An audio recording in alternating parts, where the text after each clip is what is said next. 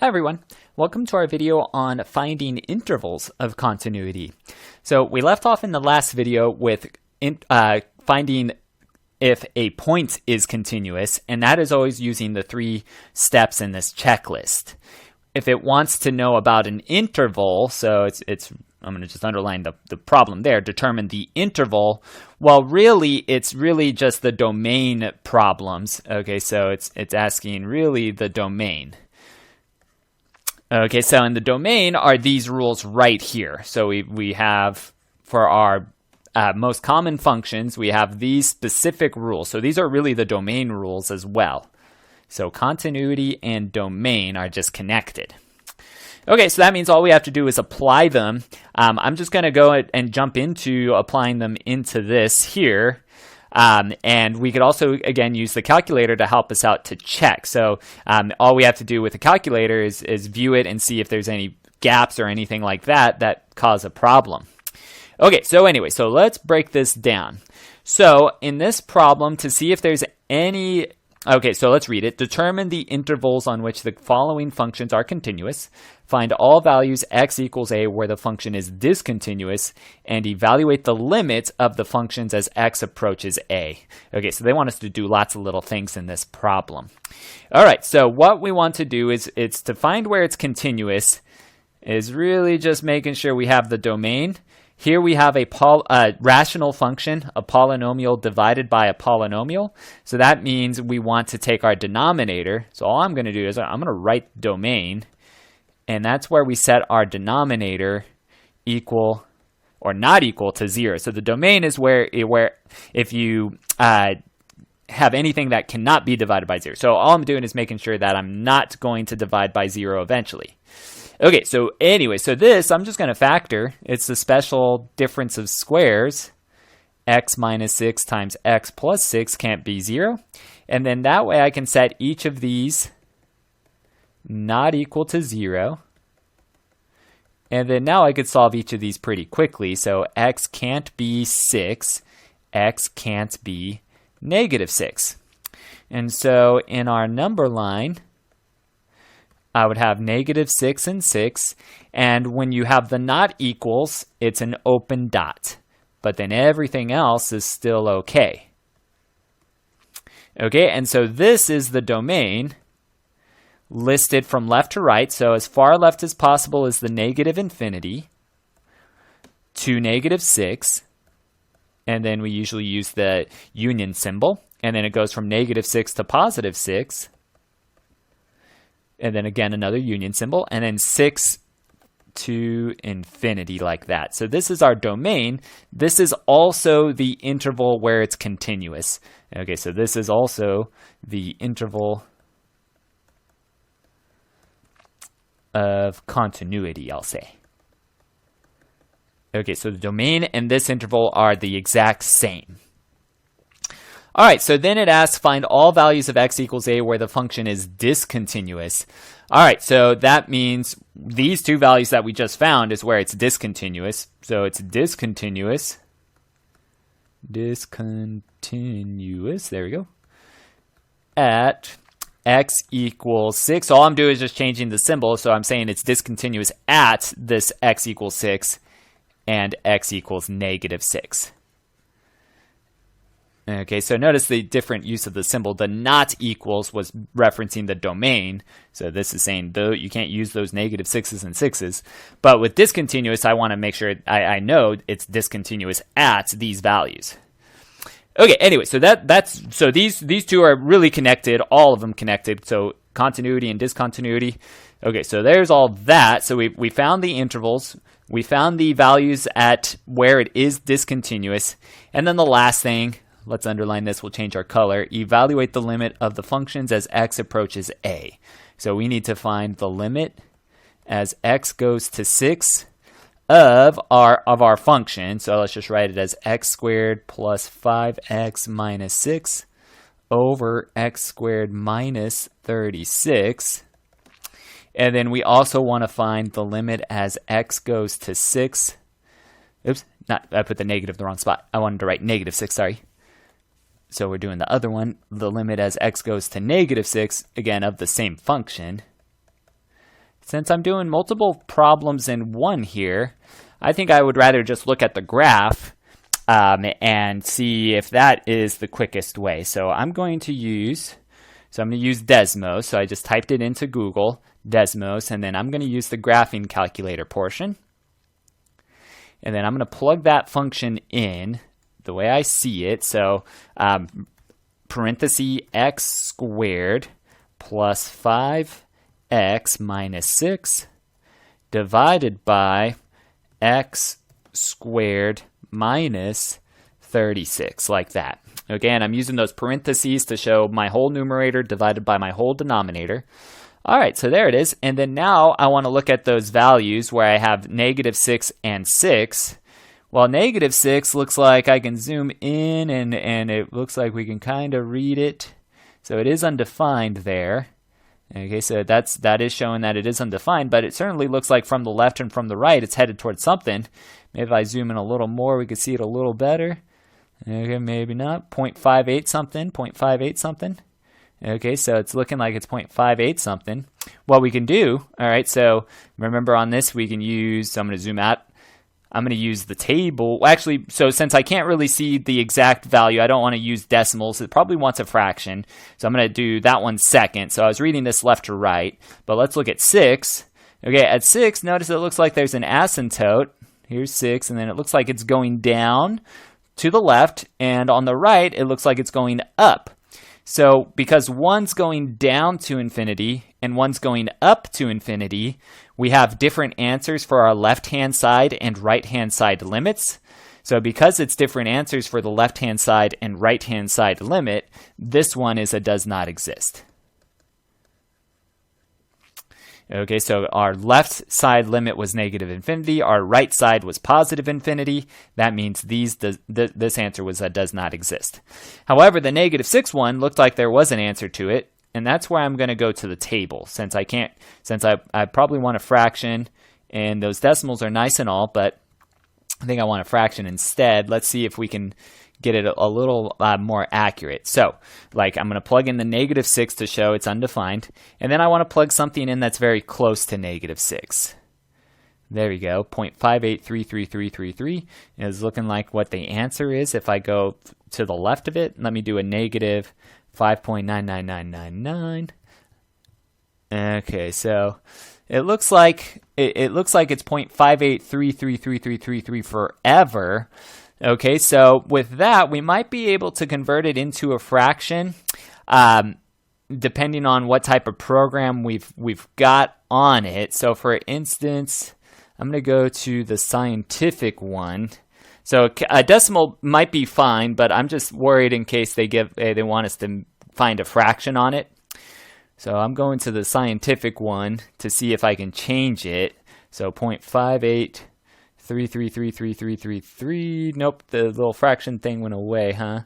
How about I put less 3s, 1 less 3. Let's see if that does it. Okay, so it doesn't look like it really is converting it exactly. Okay, so that might be a problem if they wanted an exact fraction. Okay, so for now we have 0.58333, so forth. If they said, hey, we need a fraction for this answer, well, then we would need to do a little bit more work, and we probably have to break this one down by hand. Okay, so let's go ahead and do that real quick here. So if I plug -6 in, notice in the denominator I would have 0, because -6 squared is 36, minus 36 is 0. And then if I plug -6 into the top, I'd have 36 minus 30 minus 6. That would be 0. So I have a 0 over 0 case. Because these are polynomials, it looks like I should probably try to factor then. Okay, so I'm going to factor this out. So this is the limit as x goes to -6 of, the bottom is the special square, x minus 6, x plus 6. The top looks like, okay, so I'm going to do this one without the scratch work. I'm going to do guess and check and make sure it does work. Because of a negative at the end and a positive right there, I think it's minus, let's see, is it minus minus 1 and positive 6, like that. Okay, so that was guess and check. Well, let's check. So x squared minus x plus x would be positive 5. Yep, okay, that's looking good. And then negative 1 times positive 6 is negative 6. Okay, so that is the correct factoring. And then now it does look like I have something that would cancel out. So those cancel out entirely. And then now let me plug in. So I'm going to do multiple steps in one sense to try to save a little room on space. So the highlighted canceled and is gone. The highlighted yellow cancels and is gone. The highlighted pink is me plugging in the value. So negative 6 minus 1 over negative 6 minus 6. So that's negative 7 over negative 12, which is 7/12. Okay, and then now, well, we could really verify if our decimal was correct. Okay, so how about I plug in 7 divided by 12 and see what it is? Yep, let's change it. Oh, yep, there it is, 0.58333333, so forth. Okay, so that sometimes if we need a fraction, we'll have to go by hand in case the calculator doesn't want to cooperate. Okay, but we know how to do that. It just takes a little bit of extra work. I was just trying to save a little time. But it didn't work in our favor. Okay, sometimes that happens. Just stick with it. Stay patient. Okay, anyway, so let me box that off a little bit. Okay, so we found all the limits. So the limit as it went to positive 6 did not exist. The limit as it went to the negative 6 was 7/12. All right, well, so these can be lengthy, especially with all the stuff that they wanted us to do. But let's go ahead and take care of these next three. So we've got our f of x equals the square root of x minus 7. Okay, so the continuous portion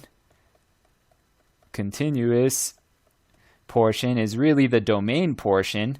Our rule for a square root expression is to take the expression inside the square root and make sure it stays greater than or equal to 0. Now, this one's pretty quick and easy to solve. I just have to add 7 over. So x is greater than or equal to 7. And then from here, I would just use a quick number line, 7 with a solid dot because of greater than or equal to, and then everything to the right. So it looks like our function would be continuous starting at 7, comma, and then to the right forever is infinity. Okay, so that's where the function is continuous. And then on this, it says find all values of x equals 8 where the function is discontinuous. Well, this expression, and we could also go ahead and graph it too if you really want. Let's go ahead and do that real quick here. So I'm going to go to the Math Tools graphing calculator. And since it's fast, so square root of x minus 7. And let's move it over so you can see it. And there it is. Okay, so we can see. So that's what we said. It started at 7, and then this one on a two-dimensional graph goes up and right forever. Okay, so it looks like it begins to be discontinuous at x equals 7. So that's what they would probably want. So it's discontinuous everywhere left. Discontinuous left of x equals 7. So for this problem, they would probably want, let's go ahead and just box that. That's where the discontinuity begins. But the limit portion for this problem, they would probably just want us to find what the limit is as x approaches 7 from the right. Okay, and I'm doing just from the right only because of our graph. Okay, because there is only from the right. Okay, there is nothing from the left. Okay, so if it's from the left, we could write does not exist, and we might as well do that. But using our graph, look at this. It looks like it's headed to 0, right? So our y-coordinate looks like it's 0 as it gets very close to x equals 7. Okay, so that one's nice. So this is 0. But let's go ahead and make that note. So the limit as x goes to 7 from the left would have been a does not exist because our graph had nothing on the left of 7. There is nothing. So that means I can't choose a spot and then draw as close as I can to 7. There's nowhere to do that. Okay, which also means that our limit as just x goes to just 7, so that means from both sides, would also be does not exist. Okay, so that one's a little stranger because it's not discontinuous at a single point. It's discontinuous at everything left of x equals 7. Okay, so let's check out this one. So on number 3, well, similar strategy where we just want to see, hey, in the denominator, I know I have an issue. So this is the continuous interval, which again is based on the domain. Okay, so where it's continuous is where the t plus 3 would not be 0. And then we could solve that real quick. So subtract 3 from both sides. T would not be negative 3. And then, well, I would again make a very quick sketch. I like to see the visual. Open dot at negative 3. Everything to the left and everything to the right would be fine. Okay, so it's continuous then from negative infinity to the negative 3. And then from negative 3 to infinity. There we go. So that's our first step. It's done. And then, well, again, the interval of continuity has a direct correlation with where it's discontinuous. This would be discontinuous at t equals negative 3.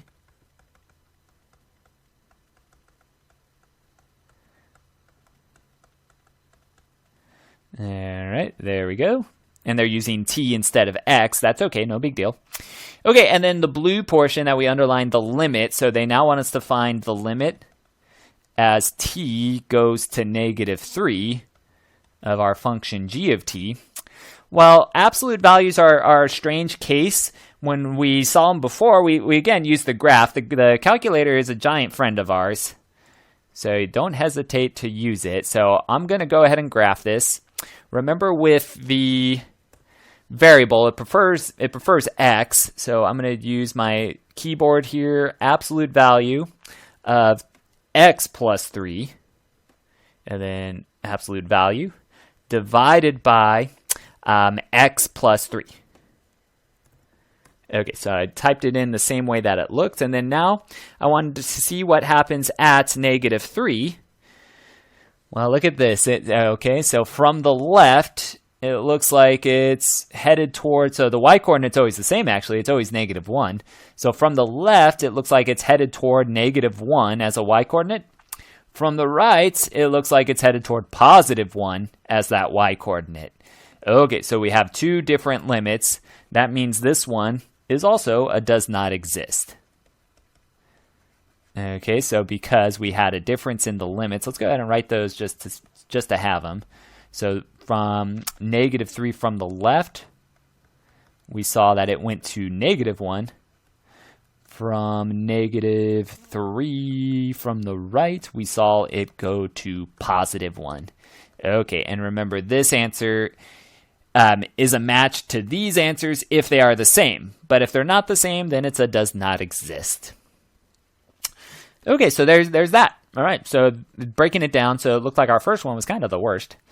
All right, let's do one other one here where we have the natural log. So we're getting most of these rules. So I do want to point out exponential functions are continuous everywhere. So in case they did do that, so like if you saw an e to the x or whatever number to the x, it would be continuous everywhere. So that's a good one. So we're looking at kind of our special cases that have discontinuities. Okay, so with this, we actually have multiple rules involved. Now, I'm going to graph it first. Let's see how that looks, and maybe we can just get our answers from the graph. So here I use the rules, but this one looks a little weirder. So those ones I thought were a little easier, and the rules made it pretty fast. But let's go ahead and type this in just to see what it looks like right away. Okay, and it looks like it's giving me an error. Use parentheses around the argument. Okay, so they would rather see parentheses first and then parentheses. There we go. So they wanted it like that. All right, well, let's see. We've got some, so it's an interesting graph. Okay, so it looks like at 0, something's going on. At x equals 0, it looks like it's going down forever in both directions. Okay, so that probably means there is a discontinuity there. Okay, so we've got something weird going on at 0. Okay, so it's going down forever in both. So that we can assume has an asymptote then. So it looks like we've got an asymptote at x equals 0. Okay, so using this graph, we'll have to go back and forth. Okay, so we've got it. I'm going to do the discontinuity first, so we'll go in a little out of order. So discontinuous at x equals 0. Okay, because again, it looks like based on our graph here, they're both going down forever on the left and right side. So that does mean there's an asymptote there. It's just it just doesn't show it, you know. Okay, so we do have an asymptote at x equals 0, so that's why it's discontinuous there. And then it also looks like the same thing is kind of happening at 5, where it's going up forever at 5. And you can zoom out as much as you want. The notice it when I zoomed out too far, it looks like it just stops, but it really wouldn't. Okay, it does keep going. It's just the graphing calculator freaks it out. So see how it says undefined.